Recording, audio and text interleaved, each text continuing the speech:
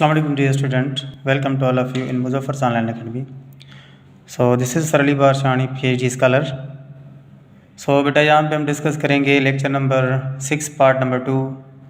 हमने 6 ब्रांचेस पहले की थी, ब्रांचेस ऑफ केमिस्ट्री वो हमने क्लियर की थी। अभी एनवायरमेंटल केमिस्ट्री ब्रांच नंबर 7 है, वो यहाँ पे हम डिस्कस करेंगे। So what do you mean by environmental chemistry? Simple word में हम कहते हैं कि the study about the environment. Environment की जो स्टडी होती है उसको हम कहते हैं इन्वायरमेंटल केमिस्ट्री। भाई इन्वायरमेंट में कौन कौन सी प्रॉपर्टीज़ आती हैं, कौन कौन सी चेंजिंग आती हैं, वो चेंजिंग किस वजह से आती हैं, उसको हम यहाँ पे डिस्कस करेंगे। So chemical processes can be change और environment can be change by the chemical materials and their effect on the environment and their effect of the environment of the plant as well as animals। जो हम कहते हैं कि जो activities हमारी हैं human beings की, वो हम डेली लाइफ में यूज़ करते हैं अपनी एक्टिविटीज़, तो उनका जो इफ़ेक्ट होता है डेली लाइफ में वो सारा का सारा किस पे होता है भाई? इन्वायरमेंट पे होता है। इसी वजह से हम कहते हैं कि उसको कहा जाता है इन्वायरमेंटल केमिस्ट्री। इसका बेस्ट एग्जांपल क्या है कि हम डेली लाइफ में जो पर्सनल हाइजीन है, उसके बाद पॉल्यूशन है, हेल्थ हैज़र्ड्स है, या ग्रीन हाउस गैसेस हैं, ग्लोबल वार्मिंग है, ओजोन लेयर का डिप्लेशन है, ये सारी की सारी जो चीज़ें हैं वो सारी की सारी हमारी एक्टिविटीज़ की वजह से होती हैं, ह्यूमन बीइंग की एक्टिविटीज़ की वजह से होती हैं। आजकल जो इशू चल रहा है इन्वायरमेंटल पॉल्यूशन, ग्लोबल वार्मिंग, तो अभी हमारे प्राइम मिनिस्टर गए थे बाहर कॉन्फ्रेंस के लिए, तो उनका मेन मकसद ये था कि पॉल्यूशन को डिक्रीज़ करवाना। पॉल्यूशन को कैसे हम डिक्रीज़ करें? पाकिस्तान में इतनी इंडस्ट्रीज़ हैं ही नहीं as compare to foreign countries के हवाले से, तो हमारे यहाँ जो होता है वो दूसरे कंट्रीज़ का यहाँ पे इफ़ेक्ट होता है। लास्ट हमारे यहाँ जून जुलाई में बरसातें बहुत सारी ज़्यादा हुई थी। इसका रीज़न क्या है? Due to cause of environment, due to cause of pollution. ठीक है बेटा, तो इसका बेस्ट एग्जांपल मैं देता चलूँ कि हमारी गैसेस इन्वायरमेंट में sulphur dioxide, carbon dioxide gas है, सल्फ़र डाइऑक्साइड गैस है, नाइट्रोजन डाइऑक्साइड गैस है, सल्फ़र ट्राइऑक्साइड गैस है, ये इन्वायरमेंट को पॉल्यूटेट करती हैं। उसके अलावा है क्लोरोफ्लोरोकार्बन्स। कौन सी भाई? Carbon dioxide, sulphur dioxide, nitrogen dioxide, sulphur trioxide, और उसके अलावा है CFCs का कहा जाता है क्लोरोफ्लोरोकार्बन्स। क्या कहते हैं भाई? क्लोरोफ्लोरोकार्बन्स को कहा जाता है CFCs। तो ये क्लोरोफ्लोरोकार्बन्स जो होता है वो कैसे, कहाँ से प्रोड्यूस होते हैं? क्लोरोफ्लोरोकार्बन्स जो एयर कंडीशन होती है उसमें से जो गैस निकलती है उसको कहा जाता है क्लोरोफ्लोरोकार्बन्स। तो ये सारी जाकर एनवायरनमेंट को पॉल्यूटेट करती हैं। इसी वजह से जो हमारा एनवायरनमेंट होता है वो पॉल्यूटेट होता है। उसका इफ़ेक्ट जो होता है वो ह्यूमन बींग्स पे होता है, प्लांट्स पे होता है। तो क्लोरोफ्लोरोकार्बन का एक जो है क्लोरोफ्लोरोकार्बन का एलिमेंट जो होगा थाउजेंड्स ऑफ ओजोन लेयर को डिप्लेस करता है या उसको डैमेज करता है ओजोन लेयर को। कितने भाई? एक क्लोरीन का मॉलिक्यूल, क्लोरोफ्लोरोकार्बन का एक क्लोरीन जो है वो O3 के 1000 मॉलिक्यूल्स को डिकम्पोज कर सकता है। Cl डॉट कहा जाता है, Cl डॉट प्लस O3, तो यहाँ पे क्या होगा? OCl होगा प्लस यहाँ पे होगा दैट इज़ कॉल्ड O2। तो ये OCl जो है यहाँ से प्रोड्यूस होगा। क्लोरीन रेडिकल जो है वो क्लोरोफ्लोरोकार्बन से निकलता है, ओजोन लेयर को डिप्लेस करेगा, ओजोन लेयर को डैमेज करेगा, उसके बाद OCl प्रोड्यूस होगा, उसके बाद O2 प्रोड्यूस होगा। फर्दर ये O2 जो होगा वो O2 जो है वो कोई ना कोई फ्री रेडिकल होगा, उसके साथ रिएक्ट करने के बाद फिर O3 बनाएगा। ये प्रोसेस चलता रहता है। ओजोन लेयर जो जो हुई थी, आपकी डिप्लेशन हुई थी ओजोन लेयर की, पहले यहाँ पे हुई थी एंटार्कटिका में इन 1980s में। कब हुई थी भाई? एंटार्कटिका में 1980s में जो है ओजोन लेयर डिप्लेशन हुई थी। वहाँ के ओजोन लेयर डिप्लेशन होने से कोई भी वहाँ पे चीज़ नहीं उगती थी, क्योंकि ओजोन लेयर ऐसे होता है, जैसे हम कहते हैं कि भाई प्रोसेस जो होता है आपका ओजोन लेयर के हवाले से, ओजोन लेयर की डिप्लेशन जो होती है, उस डिप्लेशन के हवाले से हम कहते हैं कि कौन कौन से प्रोसेस होते हैं। तो ओजोन लेयर जब डिप्लेशन होती है, उसके बाद जो अल्ट्रावायलेट लाइट होते हैं, इंफ्रारेड रेडिएशन होते हैं, वो डायरेक्टली हमारे ज़मीन पे गिरती हैं। तो इसका रीज़न क्या होता है, वहाँ पे इन्वायरमेंट जो होती है, वो आबादी जो होती है, या प्लांट होते हैं या एनिमल्स होते हैं, वो वहाँ पे सर्वाइव नहीं कर सकते। तो ये चीज़ें जो होती हैं वो आपकी इन्वायरमेंटल केमिस्ट्री में आती है। उसके अलावा जो इन्वायरमेंटल केमिस्ट्री में हम पढ़ते हैं कि भाई एसिडिक रेन का कॉन्सेप्ट जो आता है वो भी इन्वायरमेंटल केमिस्ट्री में आता है। एसिडिक रेन कैसे बनती है, जब वाटर मालिक्यूल को हम रिएक्शन करते हैं, किसके साथ भाई, वाटर मालिक्यूल जो है वो रिएक्शन करता है NO2 के साथ या NO3 के साथ। जब H2O नाइट्रिक ऑक्साइड के साथ रिएक्शन करेगा तो यहाँ पे क्या प्रोड्यूस होगा बेटा, नाइट्रिक एसिड प्रोड्यूस होगा। ये नाइट्रिक एसिड जो होता है वो काज ऑफ एसिडिक रेन होता है। काज ऑफ एसिडिक रेन होगा, फिर जो वाटर वेपर्स ऊपर चले जाते हैं, उसके साथ नाइट्रोजन डाइऑक्साइड एयर में जाती है जो इंडस्ट्री में निकलती है। तो वो किसके साथ रिएक्शन करेगी, वाटर मालिक्यूल के साथ रिएक्शन करने के बाद यहाँ पे क्या प्रोड्यूस होगा, एसिड प्रोड्यूस होता है। जब एसिड प्रोड्यूस होगा उसके बाद जब बरसात वगैरह होती है तो वो पानी नीचे आता है। वो काज किसके करता है भाई, एसिडिक रेन, वो बिल्डिंग का काज करता है। बिल्डिंग जो है वो डैमेज हो जाती है आपकी, या कुछ प्लांट ऐसे होते हैं जो एसिडिक रेन की वजह से वो सर्वाइव नहीं कर सकते, वो जल जाते हैं। तो इसी का मतलब ये है कि cause of acidic rain nitrogen dioxide की वजह से होता है या सल्फ़र ट्राइऑक्साइड की वजह से हो सकता है। जब सल्फ़र ट्राइऑक्साइड को रिएक्शन करेंगे तो वहाँ पे सल्फ्यूरिक एसिड प्रोड्यूस होगा। तो ये काज किसका होता है, एसिडिक रेन का। ये भी किस में पढ़ते हैं हम, इन्वायरमेंटल केमिस्ट्री में पढ़ते हैं। उसके अलावा दूसरा मैं आपको एग्जांपल देता चलूँ, ग्लोबल वार्मिंग। ग्लोबल वार्मिंग का मतलब ये होता है कि इंडस्ट्री में से जो गैसेस निकलती हैं वो एयर में जाती हैं, तो एयर का टेम्परेचर जो होता है वो इंक्रीज़ होता है। टेम्परेचर इंक्रीज़ होने से फिर क्या होता है, ग्लोबल वार्मिंग होती है। ग्लोबल वार्मिंग का इफेक्ट क्या होता है, टेम्परेचर ज़्यादा होने से फ्लड ज़्यादा आएगी, ग्लेशियर जल्दी से मेल्ट होंगे, उसके बाद फ्लड आएगी, उसके बाद फिर क्या होगा, नुकसान ही नुकसान होगा। तो अभी जो रेन, बहुत सारी रेन जो है वो हुई थी due to cause of environment. उसके अलावा यहाँ पे फ्लड भी आई थी। बलूचिस्तान का पानी आपका सिंध में दादू की तरफ आया था, ये क्या है, that is known as cause of global warming.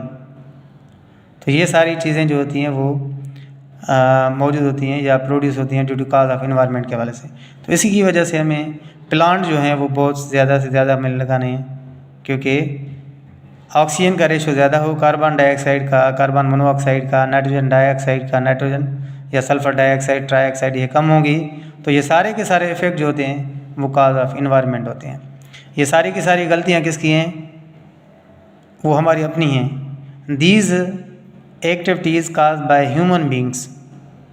हम कहते हैं ना cause of pollution, that cause of pollution can be cause by ourselves. ये हमारी बनाई हुई चीज़ें हैं, इंडस्ट्रीज वगैरह हैं। तो इसी वजह से हमें ये फोकस करना होगा। उसके बाद है क्या, एनालिटिकल केमिस्ट्री में हम क्या पढ़ते हैं बेटा, they study about the methods, techniques, kind, quality, quantity of the various substances, that is called analytical chemistry. They study about the environment, method, technique हो, काइंड हो, क्वालिटी हो, क्वांटिटी हो, वेरियस सब्सटेंसेस की, उसको क्या कहा जाता है, एनालिटिकल केमिस्ट्री। अभी यहाँ पे मेथड, टेक्निक्स कैसे भाई, किसी भी इंडस्ट्री में हम जाएंगे तो कोई भी हमें ऐसे ट्रेनिंग देने के बाद ही हमें वहाँ पे इन करेंगे, ऐसे हमें कभी भी वहाँ पे इन नहीं करेंगे। तो इसी का मतलब ये होता है कि वहाँ पे जब हम जाएंगे, उसको ट्रेनिंग देंगे, उसके बाद हमें ये पता चलेगा कौन सी चीज़ें वहाँ पे यूज़ करनी है, कौन से मेथड वहाँ पे यूज़ करने हैं, कितनी क्वांटिटी उसमें हम यूज़ करनी है। कोई भी इंडस्ट्री में हो, सीमेंट की इंडस्ट्री हो, फर्टिलाइज़र की इंडस्ट्री हो, तो वहाँ पे जब हम काम करेंगे तो हमें पता चलेगा ये चीज़ हम यहाँ पे यूज़ करेंगे तो इसकी प्रोडक्ट ज़्यादा होगी या इसकी प्रोडक्ट जो होगी वो कम होगी। अगर ये चीज़ डालेंगे तो इसकी प्रॉपर्टी ज़्यादा होगी, इसकी अर्निंग ज़्यादा होगी। तो ये सारी चीज़ें किस में पढ़ती हैं हम? एनालिटिकल केमिस्ट्री में। डेफिनेशन क्या होगी? The study of methods, techniques, kind, quality of various substances. तो ये सारी की सारी किस में पढ़ते हैं हम? एनालिटिकल केमिस्ट्री में, जिसको सिंधी में कहा जाता है या उर्दू में कहते हैं हम तजज़ियाती कीमिया या तजुर्बाती कीमिया। ठीक हो बेटा? यहाँ तक क्लियर हो गया कि quality quantity of various substances हम कैसे यूज़ कर सकते हैं। तो इसके बाद है आपका है मेडिकल केमिस्ट्री। मेडिकल केमिस्ट्री में हम क्या पढ़ते हैं, कौन सी चीज़ें हम डिस्कस करते हैं या कौन सी चीज़ें हम पढ़ाई जाती हैं? तो यहाँ पे ये डिस्कस करेंगे। It is the branch of chemistry that deals with the study of synthetic organic chemistry या सिंथेटिक ऑर्गेनिक कंपाउंड्स जो हैं, सिंथेटिक ऑर्गेनिक कंपाउंड जो हम प्रिपेयर करते हैं इंडस्ट्रीज़ में, जैसे हम कहते हैं pharmacology of various biological specialist या biotechnic molecules of the drugs and pharmacological agents जो होते हैं। तो बेटा आपको ये पता होना चाहिए कि जो चीज़ें इंडस्ट्री में बनती हैं उसको क्या कहा जाता है? सिंथेटिक। सिंथेटिक का मतलब ये होता है ऐसी चीज़ें जो इंडस्ट्री में बने उसको कहा जाता है सिंथेटिक प्रोडक्ट्स। मगर मेडिकल केमिस्ट्री जो होती है या मेडिसन्स जो होती है वो भी आपके कहाँ पे बनती है? ये भी इंडस्ट्री में ही बनती है। तो जो भी फार्माकोलॉजिकल सब्सटेंस होंगे जिसमें मेडिसन्स बनती है, ड्रग्स वगैरह बनते हैं या बायोटेक्निक मॉलिक्यूल्स यूज़ होते हैं, ड्रग्स वगैरह जो बनती हैं, ये सारी की सारी चीज़ें हम कहाँ पे यूज़ पढ़ते हैं? मेडिकल केमिस्ट्री में पढ़ते हैं। इसका बेस्ट एग्जाम्पल मैं आपको दूंगा कोविड-19 का। कोविड-19 अभी 2021 में इसने हमारी जान छोड़ी है। तो ये कोविड-19 में के हम कहते थे भाई एंटीवायरस हम ढूंढें। तो एंटीवायरस कैसे ढूंढा वो भी आपकी मेडिकल केमिस्ट्री के हवाले से फार्माकोलॉजी में या बायोटेक्निक मॉलिक्यूल्स यूज़ करने के बाद ये उन्होंने मालूम किया कि इसमें कौन कौन से एंटी सब्सटेंस हो सकते हैं जिसमें से वो कोविड-19 जो है वो हल हो सके, उसका मामला हल हो सके। इसी वजह से बहुत सारे इंजेक्शन उन्होंने यूज़ किए थी। हर मुल्क ने अपना अपना जो है वो कॉन्सेप्ट दिया था कि भाई ये ना लगाएं वो लगाएं। तो ये सारे की सारी जो चीज़ें हैं वो आपकी फार्माकोलॉजी में इंडस्ट्री में यूज़ होती हैं या उसमें बायो जो एक्टिव मॉलिक्यूल होते हैं, ड्रग्स वगैरह होती हैं, वहाँ पे ये चीज़ें प्रिपेयर्ड होती हैं या सिंथेसाइज होती हैं। उसके अलावा जो भी हमारी मेडिसिन्स बनती है या न्यू जो मेडिसिन्स बनती है या ये सारी की सारी चीज़ें आपकी मेडिकल केमिस्ट्री में या फार्माकोलॉजिस्ट या फार्मासिस्ट जो होते हैं वहाँ पे या केमिस्ट वगैरह जो होते हैं वहाँ पे मौजूद होते हैं।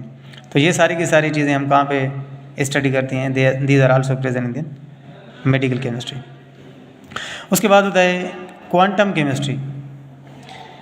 क्वांटम केमिस्ट्री हम कहते हैं it is branch of chemistry that deals with study of applications, mechanics and environment of physical models. अभी यहाँ पे कौन सी ये चीज़ें हैं हम यहाँ पे डिस्कस कर रहे हैं? यहाँ पे हम कर रहे हैं the study about the mechanics and their applications as well as physical models. It is also called molecular quantum mechanics. अभी क्वांटम जो केमिस्ट्री होती है उसमें कौन सी चीज़ें पढ़ते हैं? ये तीन जो आपकी ब्रांचेज हैं, मेडिकल केमिस्ट्री, क्वांटम केमिस्ट्री, उसके अलावा लास्ट है ग्रीन केमिस्ट्री। ठीक है, ये तीन जो ब्रांचेज हैं वो न्यू एडिशन यहाँ पे हुई है। तो क्वांटम केमिस्ट्री में हम क्या करते हैं, क्वांटम मैकेनिक्स में हम क्या करते हैं, इसका बेस्ट एग्जांपल हम देते हैं dual nature of electrons, that is called quantum mechanics. कौन सा होता है भैया? Dual nature of electrons. Quantum mechanics, quantum mechanics को कहा जाता है, इसका बेस्ट एग्जांपल क्या होता है? Quantum mechanics tells us about the duality of the electrons.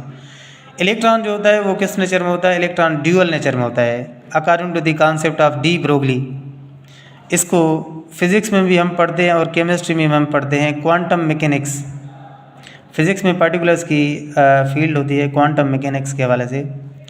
यहाँ पे एग्जांपल हम देते हैं कि भाई क्वांटम मैकेनिक्स जो होते हैं वो duality of the electrons. Electron जो होता है वो दो नेचर में मौजूद होता है। एक इलेक्ट्रॉन होता है पार्टिकल नेचर में, दूसरा इलेक्ट्रॉन होता है आपका वेव नेचर में। ये इन दोनों का जो कॉन्सेप्ट आता है वो किस में आता है भाई? क्वांटम मैकेनिक्स में आता है। दूसरा आपका है, एक होता है पार्टिकल नेचर, दूसरा होता है वेव नेचर। अभी हम बेटा बात करेंगे पार्टिकल नेचर क्या है। पार्टिकल नेचर होता है when the electron can B revolve in stationery state. जब इलेक्ट्रॉन अपने ही शेल में रिवॉल्व करता रहेगा, मिसाल के तौर पर इलेक्ट्रॉन एल शेल में मौजूद है, वो अपने ही शेल में जब रिवॉल्व करता रहेगा उसको कहा जाता है स्टेशनरी स्टेट। कौन सी स्टेट भाई? Stationery state. या इसको हम कहते हैं electron can be present in own orbit. Electron अपने ही ऑर्बिट में घूमते रहेंगे, उसको कहा जाता है स्टेशनरी स्टेट। या इसको कहा जाता है electron can be present in rest. अपने ही शेल में इलेक्ट्रॉन जब घूमता रहेगा, ना वो एनर्जी अपनी लॉस करता है ना एनर्जी वो गेन करेगा, उसके बाद उसको बेटा कहा जाता है पार्टिकल नेचर। उसके बाद होता है वेव नेचर। वेव नेचर वो होती है जब इलेक्ट्रॉन जंप करता है from lower energy level to high energy level. मिसाल के तौर पर इलेक्ट्रॉन के शेल में था, वो एल में आया, एल में से एम में जाएगा, एम में से एन शेल में जाएगा, तो उसको वो क्या करेगा? एनर्जी अपनी एब्जॉर्ब करेगा। एनर्जी एब्जॉर्ब करने के बाद जहाँ पे वो पहुँचेगा उसको कहा जाता है एक्साइटेड स्टेट। क्या कहते हैं बेटा? Excited state. जब एक्साइटेड स्टेट में पहुँचेगा, पहुँचने के बाद फिर वो वहाँ पे रेडिएशन खारिज करेगा, फिर उसी शेल में गिरेगा जहाँ से वो आया था। उसके बाद वो उसी शेल में गिरेगा जहाँ से वो फर्स्ट शेल में से या सेकंड शेल में से जहाँ से उसने एनर्जी एब्जॉर्ब की होगी। उसके बाद वो इलेक्ट्रॉन किस फॉर्म में मूव करता है? या रेडिएशन खारिज कर in the form of waves, in the form of bundles, in the form of packets. Wave की सूरत में, वेव की सूरत में वो एनर्जी क्या करता है? वो लॉस करता है। उसको कहा जाता है फोटॉन्स। क्या कहते हैं बेटा? Photons in the form of bundles होता है। इसी वजह से उसको क्या कहा जाता है? इलेक्ट्रॉन जंप करता है lower energy level to high energy level. High में से जब लोअर एनर्जी लेवल में आएगा तो वो एनर्जी रिलीज़ करेगा in the form of photons. उसको क्या कहा जाता है? That is called wave nature. तो यहाँ तक क्लियर होगा? जंप करेगा lower to high energy level या हाई में से लोअर एनर्जी लेवल में आएगा तो उसको वेव नेचर कहते हैं। जब अपने ही रिवॉल्व करेगा शेल में, उसको कहा जाता है पार्टिकल नेचर। उसके बाद है दूसरा, इसका एग्जांपल यहाँ पे क्वांटम मैकेनिक्स में दिया गया है, हेज़नबर्ग अनसर्टेनिटी प्रिंसिपल।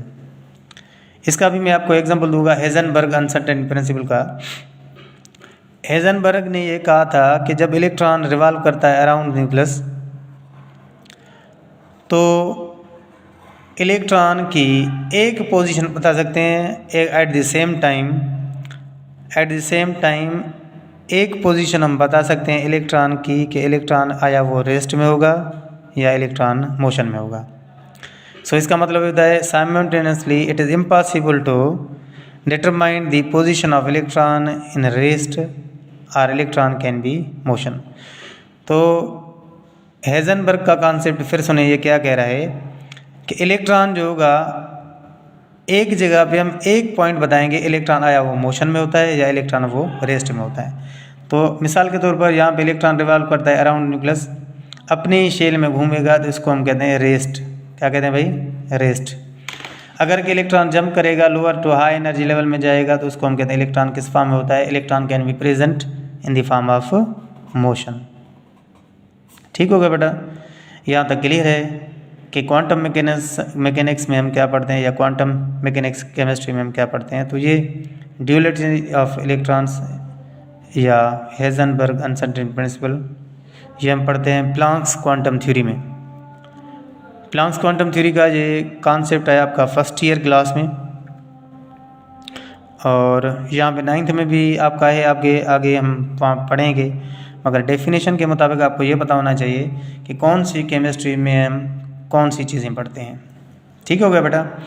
उसके बाद है बेटा कि ग्रीन केमिस्ट्री क्या होती है। Green chemistry the study about the processes products which are composed of less hazards, ऐसी केमिस्ट्री जिसमें जो प्रोडक्ट्स बने उसमें हैज़र्ड्स कम हो, जिसमें पॉल्यूशन कम हो। ऐसी केमिस्ट्री जिसमें पॉल्यूशन कम हो वो प्रोडक्ट तो हम यूज़ करेंगे, मगर उसमें प्रोडक्ट की जो पॉल्यूशन होती है वो बहुत कम होती है। That process is also called sustainable chemistry. उसको दूसरे लफ्ज़ में हम क्या कहते हैं? Sustainable chemistry. तो ग्रीन केमिस्ट्री जो होता है वो ऐसे होता है जैसे इन्वायरमेंटल केमिस्ट्री में होता है, पर इन्वायरमेंटल केमिस्ट्री में बहुत सारा पॉल्यूशन होता है। ग्रीन केमिस्ट्री में लेस हैज़र्ड्स होते हैं। वो कैसे भाई? जो चीज़ें हम यूज़ करते हैं उसको रीयूज़ करते हैं, मीन्स उसको फेंकते नहीं हैं। तो इसका बेस्ट एग्जांपल क्या होगा ग्रीन केमिस्ट्री के हवाले से? Use of renewable sources. अभी रिन्यूएबल सोर्सेज का मतलब ये होता है ऐसी चीज़ें जो हम यूज़ करते हैं, यूज़ करने के बाद फर्दर उसको यूटिलाइज़ किया जाता है। इसका बेस्ट एग्जांपल मैं देता चलूँ आपको, पीवीसी। इसको कहा जाता है पॉलीविनाइल क्लोराइड। क्या कहते हैं बेटा? Polyvinyl chloride. पॉलीविनाइल क्लोराइड जो होती है आपकी शापर वगैरह बनती हैं या प्लास्टिक वगैरह बनता है, रबर बनता है, प्लास्टिक बनता है, या इसके अलावा पॉलीईथीन। क्या बनता है भाई?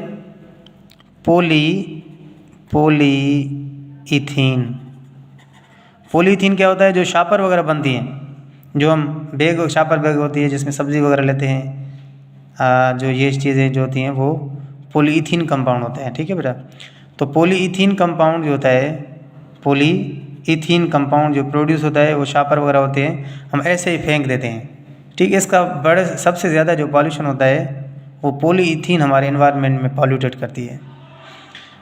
अभी यहाँ पे देखें कि कराची में सबसे ज़्यादा जो काज होता है वो पॉल्यूशन का सी वाटर में ऐसे ही जो पॉलीथीन कंपाउंड या शापर बैग्स जो होते हैं वो फेंक देते हैं, फिर समुद्र में जाती हैं तो जो सी वाटर होता है वो पॉल्यूटेड हो जाता है। तो वो शापर कभी भी डिज़ाल्व नहीं होती वाटर में। तो इसका मतलब होता है इसको रिन्यूएबल किया जाता है, उसमें से बहुत सारी चीज़ें दूसरी हम बना सकते हैं। इसके अलावा प्लास्टिक जो होता है, पीवीसी बॉटल्स होते हैं, पॉलीथीन बॉटल्स होते हैं, जो जैसे कोल्ड ड्रिंक्स जिसमें हम पीते हैं, बॉटल्स प्लास्टिक वाली, वो हम डेली लाइफ में हम यूज़ कर सकते हैं। तो उसको रीयूज़ जब करेंगे तो उसको यूटिलाइज़ कर सकते हैं डिफरेंट थिंग्स के हवाले से। तो ये बेस्ट एग्जांपल है रिन्यूएबल का। उसके बाद हम यूज़ करते हैं use of catalyst. Green chemistry में हम यूज़ ऑफ कैटलिस्ट कर सकते हैं at the place of reagent. Reagent की जगह पे हम कैटलिस्ट यूज़ करेंगे तो ये भी रिन्यूएबल सोर्स है। पहले आपको पता होना चाहिए कैटलिस्ट है क्या। Catalyst are those they are increases और decreases the rate of reactions. कुछ रिएक्शन ऐसे होते हैं जो फास्ट होते हैं, कुछ ऐसे रिएक्शन होते हैं जो स्लो होते हैं। स्लो और फास्ट रिएक्शन को हम यूज़ करने के लिए यूज़ करते हैं कैटलिस्ट। कैटलिस्ट निकल कैटलिस्ट है, प्लाटिनियम कैटलिस्ट है, V2O5 वेनेडियम पेंटाऑक्साइड कैटलिस्ट है, आयरन मेटल एलिमेंट कैटलिस्ट है। ठीक है बेटा? मरकरी कैटलिस्ट है। ठीक है? ये सारे के सारे क्या होते हैं भाई? कैटलिस्ट और यूज़ हो सकते हैं। इसके अलावा प्लाटिनियम है, निकल है, ये सारे के सारे कैटलिस्ट और यूज़ कर सकते हैं। मगर ये मैंने जो आपको बताया कि मरकरी के अलावा जो सारे के सारे क्या हैं? पॉजिटिव कैटलिस्ट हैं। पॉजिटिव कैटलिस्ट वो होते हैं जो किसी भी रिएक्शन की स्पीड को इंक्रीज़ करवाते हैं। Catalyst are those they are increase और decrease the rate of reaction but can not used as a involve in chemical reactions. Catalyst जो होते हैं वो क्या होते हैं बेटा? रिएक्शन में को स्पीड करते हैं, रिएक्शन की रेट को बढ़ाते हैं, रिएक्शन की स्पीड को बढ़ाते हैं, मगर कभी भी रिएक्शन में इन्वॉल्व नहीं होता। इसका बेस्ट एग्जांपल दूंगा कैटलिस्ट का, जैसे चमचा होता है। चमचा जो होता है वो हम यूज़ करते हैं पानी, बल्कि जो आपकी सालन वगैरह होता है उसमें हम डिज़ाल्व करने के लिए यूज़ करते हैं, मगर ऐसे कभी भी नहीं कहेंगे कि